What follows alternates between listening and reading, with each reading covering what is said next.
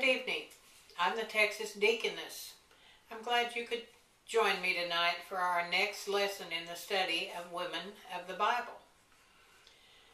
Hannah is who we're talking about tonight, the woman who is an ideal motherhood, the example of the perfect mother. And you know, that seems like a strange thing to say about a woman who gave away her child. But remember, she promised her son Samuel to the Lord. Samuel, who grew up to be the great judge and prophet of Israel. He anointed both David and Solomon as king. Scripture tells the stories of other barren women. Sarah and Rachel are two other examples. Hannah's pain made her seek help from the only truly one able to help her, and that was directly from God. Her husband, Elkanah, loved her and gave her the best of everything. She was his favorite wife. But his second wife, Peninnah, taunted her and made fun of her because she was unable to have children, and she made her life miserable.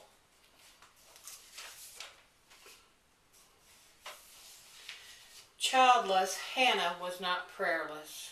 Barren, she still believed, and in her pain she found refuge in prayer. In God's house, she sought the Creator to raise her into motherhood and to interfere with the law of nature on her behalf. How moving is the episode of Hannah pouring out her soul before God in His house and vowing that if He would give her a son, that she would give him back to God for His exclusive use. She bargained with God. She took her particular sorrow to God and prayed, not that Peninnah's joy might be less, but that He would take away the cause of her own anguish. She gave herself to prayer. First of all, her prayer was of a different kind of nature. It was without external speech. Her prayer was internal, and as she spoke to herself, she created the impression that she was drunk with wine. While she never said the prayer out loud, she breathed the wish in her soul and sent it up unspoken right to the throne of God. The old priest, Eli, not meaning to be unkind, when he saw Hannah's lips moving, yet heard no words, somehow felt that Hannah was drunk and upbraided her for coming into God's house in such a condition. Hannah protested her innocence and declared that she had never taken strong drink, and she poured out her soul to Eli, who, discerning that her desire for a child was intense, for she wanted nothing for herself alone, assured her, "Go in peace, and the God of Israel grant thee thy petition that thou hast asked." Down she went to her house, content, for she believed. She was no longer forlorn, sorrowful, heart-hungry, but joyous. God granted her wish, and the yearned-for child arrived, and she called his name Samuel, which means asked of the Lord. Hannah prayed and promised, and when her prayer was answered, she quietly redeemed her promise. More than anything in the world, she wanted a son, and when God gave her one, she gave him back to the Lord. Although Samuel was not born of the priesthood, his mother had sacredly pledged him to the Lord, and that pledge must be kept no matter what it might cost. So when weaned, Samuel was taken to the house of the Lord, there to abide forever. Once a year she visited him, and what a human touch we know about her, because every year she made him a new coat to wear. Her saintliness and sacrifice were rewarded, for she bore her husband 5 more children. As for Samuel, he grew up to reflect his revered mother's godliness. True to the meaning of his own name And like to his mother's prevailing prayer, he became a man of prayer all of his days.